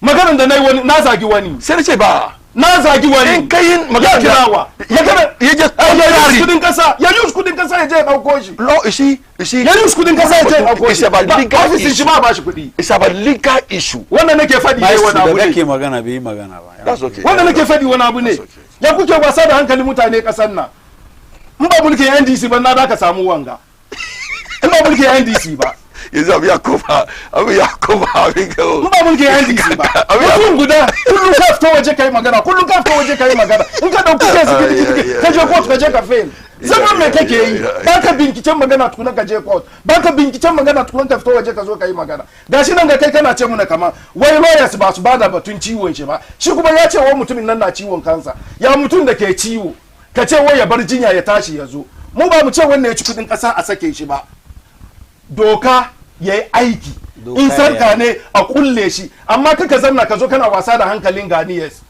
ka put red alert kan shi kana da izini da ya kamata ka bi shi din ne yake ko doka bai bashi hanya ba doka bai bashi wannan hanya ba ne yana da izini ya bi shi din ne yake ya je ya yi bincike da timin shi malam ciwon kan nan mun ga kamar do baka da lafiya amma ta muna tafiya yayin hari muna so sauri batun katidra ya yake in muna ayi bincike ka faɗi wajen ya faɗi ma ai ba wajen kai zaka kulle shi ba zaka kawo shi kotu ne kotu ya zo ya ci magana oforiata ya ci kudin kasa a kulle shi amma she ka zamna kullum ana nan waje ya shirum she ka fito kai iya magana she ka fito oforiata ya kamata in kama shi ya kamata yi kaza me kake zamna kake yi office nan an bude maka ka zamna wajen ne inda yawan magana ne da ba je an kai ka abin ga information center ba da ba minister of information ya kamata a baka ba OSP ya kake damun kasan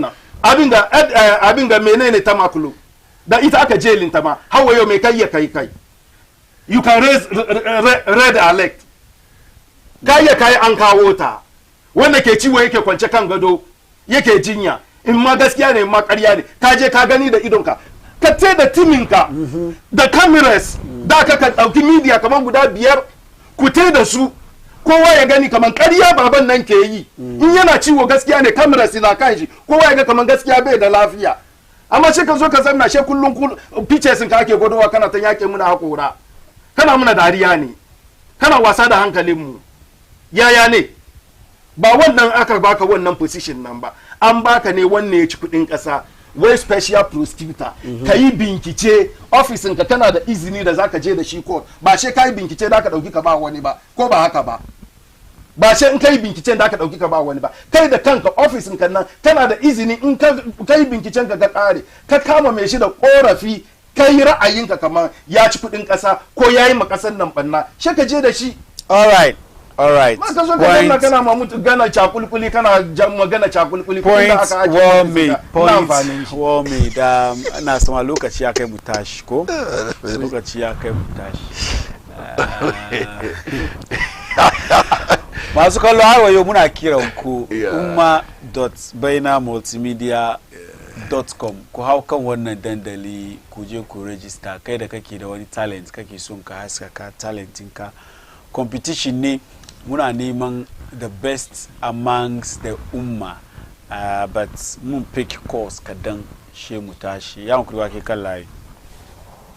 Hello abin ben kana ke ka bainani ya guri ina so wa shi NNPC da ke wurin nan na'am da shi nake so magana kamar in bai da kunya gana na da kunya bin aka sa kunyan da aka sa ya samu ganan da shi ake fanshewa sai zan bai da kunya kai zai zo na wurin nan yana mutane rashin kunya waye mara sai na so zai faɗi ke kan wani magana kenan. Well, I've not seen him done anybody rashin kunya ra'ayin shi yake sa ko kira kai kuma ka ba da naka ra'ayi idan yan kura kai kan layi. Hello na'am sunan ki da inda ke kira. Sunana Kande ya ina jin ki. Ina so yi magana kan mutumin NPP na ke zuwa na'am alai ni ya ban kunya kamar musulmi inda ke NPP inda suka zo suka tara da APS inda muka shiga suka kai bai ba su kunya bin da zo zama kan TV baina era. All right, thank you very much. Please my people watch the callers. I beg you. Don't let me repeat it. Anybody who calls to make reference to someone's religion, watch it. We don't make reference to people's religion. Musulmi, that one never entertain kan shona. Nka kira me shi yayi maganan shi kai kuma yi where you agree and disagree with the person. I don't want personal attacks. Yankuri. Yankuri wake kan layi. Sunana Alhaji Muhammadu Abuso kan. Na'am Alhaji ina jinka. Nagode da yanna ka dauku ka ga mutane shi la'akari da wayan ake doka kan call. To Allah na tuba siyasa ba addini bane.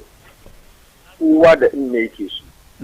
Amma ka zo kana cikin wani mutunci baban wani dan uwan wani yayin wani kanin wani. Voice in kana kasa yankuri raise voice in ka kadan. Kana ji na yanzu ko? Yeah, ina jin ka na. Aha, ita bai taso ba wani ya kira yana cin mutunci ba shine waye ba. Nawa magana kaɗan shine batun muntumi da kuka yi magana yayi daidai ya mini daɗi kuma an gwada yadda ya kamata a yi hukuma ka'ida ya yi magana yadda ya kamata amma ka san abin da nake ma magana in yau kai ne gobe ba kai ba ne. Yanda dan wana yake jin daɗi an kama wane aima wane kaza aima wane kaza gobe in ya kai kan NDC kaga dan wani zango wurin ai baka ga dan wani zango ya je yana uwa ka kamin gafara uwa ka uba ka ya daure son kyalle ni ni ne Ibrahim wane ni ne Masaudu wane kaza aka baka ga dan wani zango ba nan nake kiran dan zango kasancewa kaman a kai kaɗai ne ke siyasa ba ka zo kai siyasa ka kare karshe dan zango sunan ka daji ana yawo da shi kaga an yi na wuntumin ga an yi an gama amma kai ma ka kuka da kanka in an ka kama wani gobe ka zo kai magana. Assalamu alaikum. Wa alaikum salam. 0553683010 kai ma kira ka nuna ra'ayinka yan kuwa ke kan layi. Hello. Hello. Assalamu alaikum. Wa alaikum salam. Sunanka da inda kake kira? Kira daga kasuwa. Na ina jin ka yanku. Yankuri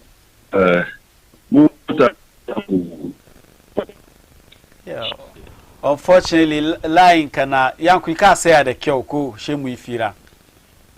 Yankuri wake kan layi. Assalamu alaikum. Wa alaikum salam. Sunanka da inda kake kira? Hello. Hello. Yankuri ku kira kubar saularen kanku kan TV. Yankuri wake kan layi. Salamu alaikum. Wa alaikum salam. Sunanki da inda kike kira? Ni sunana ne Maimuna Abdu.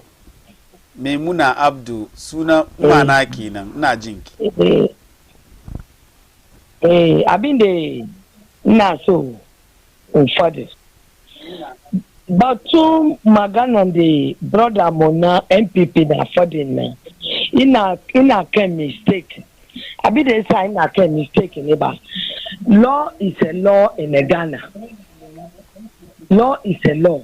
In kin yi wani abu a ja kullinki saboda abin da muna fadin ga chama wutumi in kika tuna malam fari chama wutumi na zage mama da yawa kan phone baban nan da yake saya wuri bai fari komi ba batun mama ba yaro ba magana da muna fadi abin da yayi na excavator ba abin da yayi abin da aka kama shi nan shi ne ya sani ba wanda ya zo examiner saya a kan magana ce an kama shi a kan ba wani law is a law mana farike na wuri ni kika yi wani abu ya zunga inda kana zamne bena tv an zo a kama ki wannan dai sai ka mu fadi gaskiya mama ba taran su bane mama ba taran baki so magana mama ki san kamar gobe kai ma naki na zuwa sai sa mu fadi gaskiya akan magana ga chama wutumi abin da yayi inda aka kama shi na shi ya sani kin sani shi ya sani sai sa ba abadi magana chama wutumi yanzu ga ana fadi magana ofori ata ken ofori ata ana neman shi as a wanted sai sa ya zo zama kan benefit kuma yake ofori ata na me yasa ana he's wanted me yasa an zo ana neman shi katifan da yayi yace ayi na kudi da ya sata da yawan nan me za fadi kitila. All right, thank you mana nagode correct. When we thank you for saying it as it is, Malam Fari. Kevin Taylor is a virus.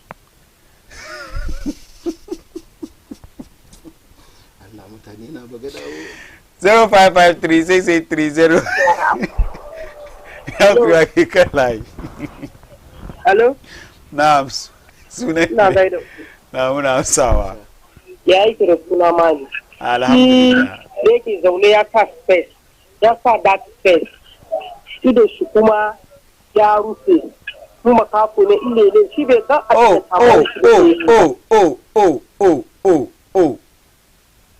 So we cannot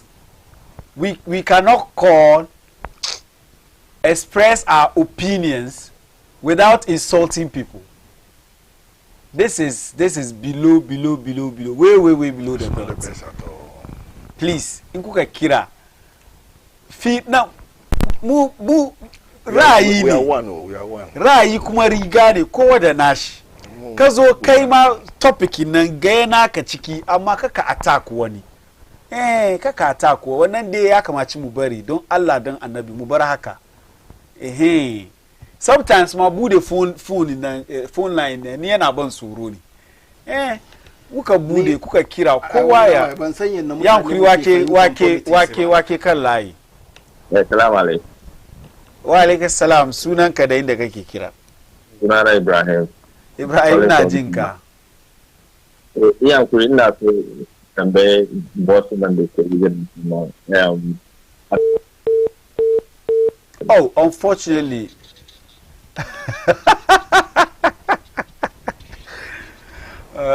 Producer away credit me shi akare. Ya kuri wake kan layi. Hello. Hello. Assalamu. Wa alaikum salam, sunanka da inda kake kira?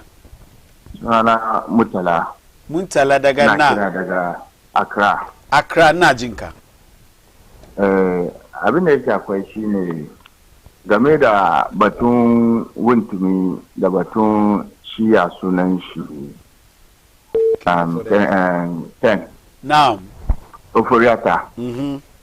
Ina ji shi law mutum ana zarginka da wani laifi ko kai wani laifi in aka invite ka zo ana dokan statement ka ne daga an doki statement ka an kare ya ce to yanzu an rike ka ba za a sake ka ba to in an rike ka ce a ce yanzu ka bail an baka bail tun da an baka bail ya kamata ka nemi kai baka ka bail kanka ka nemi wani zai bailin ka sai sa in an rike ka an baka bail ya kamata zuwa bailin ka in ba meet shorting ba wannan ba laifin wanda ya rike kan nan bane haka ne ya gane haka ne shi kuma xenophobia ta ina can an ce ana neman shi ina ba da excuses to yanzu ya ce ina son a yi magana da shi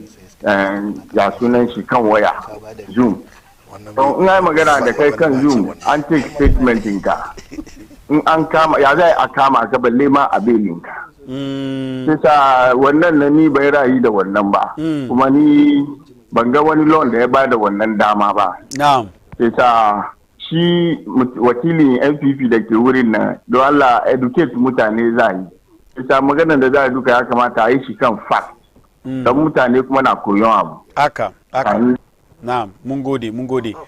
Wait, the moment I saw Otunfo at the Jubilee House, I told myself, Kevin Taylor, shame on you. Yusuf Imran, where MPP will pay back. Chairman, one guy, my MPP will pay back. Inshallah. One way, Malam Fari, tell Alhaji Sewa to stop defending the indefensible, or else Jakpa and his group will come after him. Karajiko. This is a government of resetting and not a government of showing. I can tell you in authority, that Ken Ofori-Atta is not sick according to our intelligence. He is only afraid, and no matter what, we shall bring him. Chairman Olabode Williams. The way yeah. Well, you're not coming to interrogate. How will I? Hello, Wakika Live. How will I charge you? Hello. Assalamu alaikum. Wa alaikum salam. Sunan ka da inda kake kira? Na call daga ni Mamobi. Mamobi ina jinka. Mamobi wai da zu she ba ku samu voice sound. Yanzu kuna samu. Hello. Na'am. Yeah. Assalamu alaikum alafari. Ina jinka yankuri. Abin da na gani dai ne kan ga mutumin NPP nan maganin wanda yake ba laifi yake bane. Kaga cin da aka ci su nan halwaye wallahi abin na ku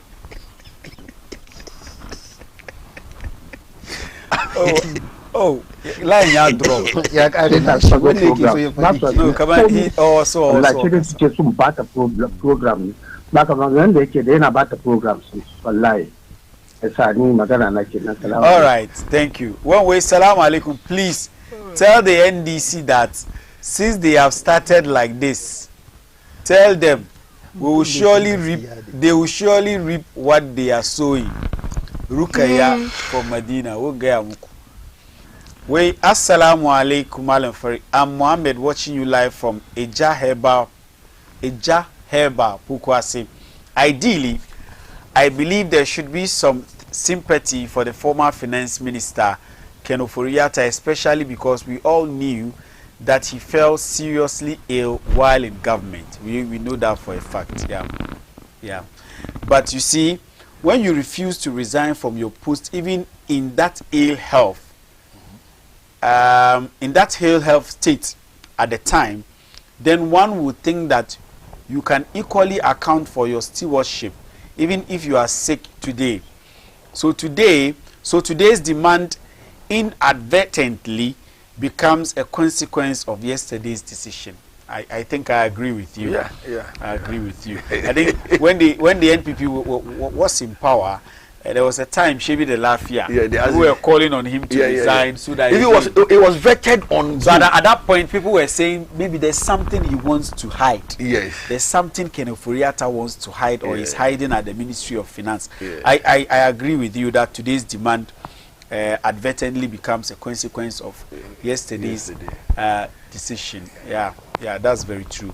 All right, so your final words. So Well, clearly. Masu jin mu muna 1 minute. Masu jin mu muna godiya.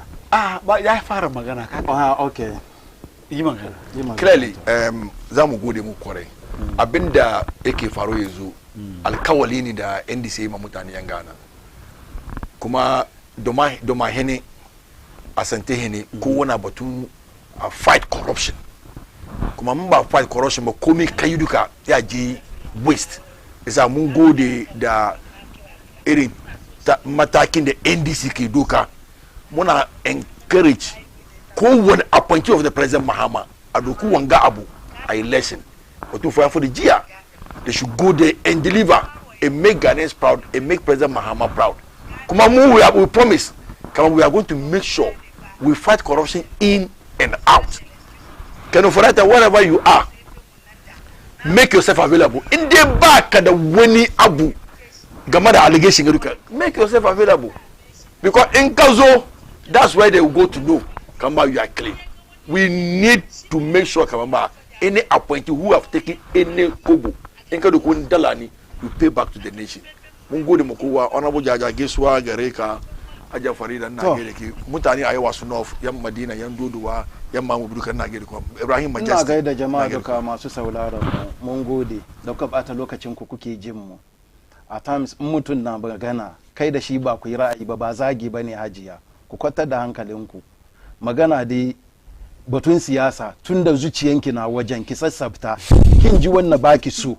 Ba wannan ke gwada cewa muna fada ba mu fada. Ra'ayi ne ra'ayina na faɗi naki daban nawa daban amma kake zo ki tsaya kina zagi ban zage ki ba ban kira sunan ki ba amma wannan dai ni na ajiye shi gefe masu sauraron mu mun gode kamar yadda nake faɗin na mu MPP ba mu ce kaman wani yayi banna a bar shi ya tayi ba no a bar hukuma yayi aiki amma wannan Rambo Star kana gida a zo a kara ɗakin ka a fidda kanna wannan ba dokan ƙasa bane wannan ba dokan kasa bane dokan kasa bai bada hanya ba amma wadan yau NDC kuna power mutum na gida na daki shi a zo a karan kofan shi a shiga a kama shi dole ko kuma an ga me shi yayi tafiya shi a je shi muke faɗi wannan cakulkulin nan ba haka kuka gwada maganiyar su ba in da shi yayi laifi ku kama shi ku je da shi court ya deal da me shi a jail me shi in gaskiya ne maganar da muke faɗi kenan wanga magana menene na tashin hankali dan shi muna ƙara maimaitawa MPP dai wannan Rambo Stalin na ba mu yadda because Ghana is not a banana republic da abin ga bilori da su dauki su yi yanda suka ga dama da shi ai kaga biri da kwadu in biri ya ga kwadu yana munna ne ka gane ko Ghana ba kasan ba kwadu bane da bilori da su dauki suna wasa da shi in wani yayi laifi ku bid at appropriate abin nan kamar yana CID suka yi mawuntumi suka rubuta mai takarda ya kawo kanshi a yi magana in kamar akwai korafi abin da ya ba daidai ba a je da shi court in an je da shi court shi kenan in court ya jelin shi ya jelin shi in court ya sake shi ya sake shi wannan democracy kenan amma yanda kuke yin ga wani investor zai dauko kudin shi kasan waje ya shigo da shi nan ga wo ya zo ya yi aiki wani investor dai zo wait wani viewer guda ta try ta ta send the voice on the issue matter of yanda muke kira muna zagin junan. So I think if the voice is ready, you play it. Yes, so kowa ya ci amfani shi now. Ina son shiga kan line na try ta ban yan shiga na kira ka kuma na san kaman kai busy sai ba kai ka doki call na amma ka san kaman politics nga da muke yin ga mu har wa yau mu pepe mu awa yau ba mu gane ma politics ba mu gane ba especially excuse me to say matan mu nan pepe mu nan da nasu dai ni sune yan NDC ba su da education kan politics shi yasa me shi zagin nan dai tun da wannan ya fara politics in ya ga wani ya fadi shi ma ya make sure ya fadi abin nan no yanda za a yi a ga kamar su ne haka mu pepe mu nan ni nake duban politics ne su suna dokan politics as kai wani kaza ga abin da yin ga wani kaza ya ma ko ya na ga ma ya maci amma politics in pepe shi haka yake all right sai sashe kai ta ankuri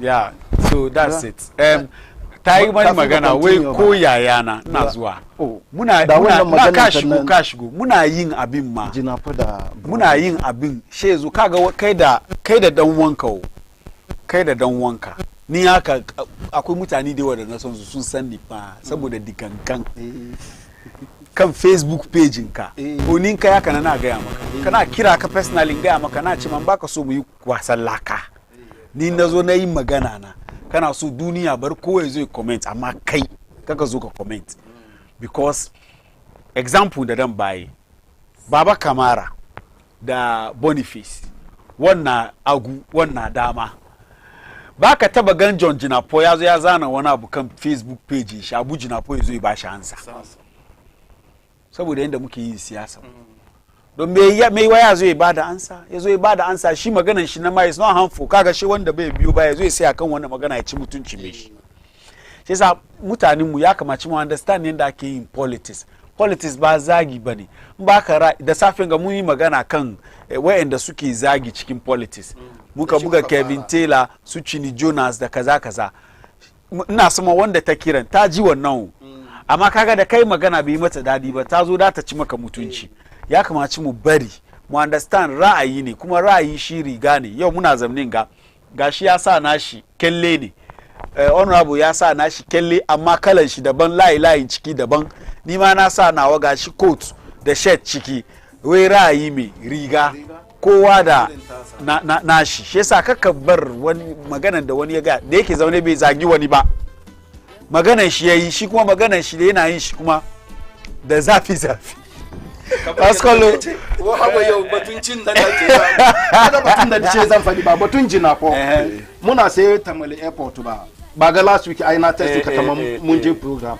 muna wajen muna jiran flight ya zo she muka ga abin nan helicopter air force ya zo ya sauka John Jinaponi da karagan shi da wasu turawa sun sa light is life t-shirt da ke jikinsu na san harkan light suke bai san muna wajen ba dan shi da ya sauka she ya tambaya ya naga kamar nan ga ya cika shi aka ce su haku fadu ne da su bawumiya NNPP she ya ce bari in je in gaida Olumani zai te she wani yazo ya ce mai inji brodan ka wo ka zo she bar zuwa wajen Olumani na she je wurin ya je wajen brodan shi she ya ce to kai ni wajen babanka muna sai muna duban sarautar Allah she suka kama juna suka zo suka gaishe shi da suka kare shi suka je suka shiga cikin Land Cruiser suka kulle turawan na sai yana duty ganawo turawan na sai suna jira ya ga dan uwa she wani ya ce mai kaman ba ona cikin NPP nan wani ya ce mai kaman ana jiran gawo she ce ba ni da suke tafiya ba na ga brother na ya jima bari mu yi firan gida tukuna dan muka fitan ga mun yam kai 2 months ma ba mu ga juna ba she kai kana zaune mutanen mu da muke tafiya she ba kowa sha'awa ya ba kowa mamaki wanga da mu zamna muna fada da juna wanda mu zamna mu fada da juna masu cin ma ba su fada dan shi magana ne yanzu ne zafin da dinga zuwa masu cin ma ba su fada suke ci wanda kai ganin su suke ci amma ba su fada sai mu da ba mu cin mu saura muna fada ni je sa in ji wani malam fai dai kai dai ana batun siyasa yayi zafi ka zauna kana ta dariya to yi mai yi kuka masu kallo nan da mu da saya shirin Tsarin Safiya da muka fara tun da safe karfe 7 wai in ji maestro wai wishin ku barka da sallah in advance na da babu sallah mun san sallan gare na san nama na haka wen wishin ku barka da sallah Allah ya kai mu Allah ya maimaita Allah ya sa okay cikin rana okay all right sai sa next week ya mun dawo run Tuesday, but Tsarin Safiya continues tomorrow. Tomorrow, Wednesday, the Thursday. So we'll be back on your TV tomorrow, inshallah. Now go the moment the Discussiom coming duka MCR, Sami, Sharifa, Chale, your name. Ebenezer. Thank you. Go be inshallah. The country where I come from, the truth is ironic. Just like animal farm, justice mean inequity. So who go say the truth?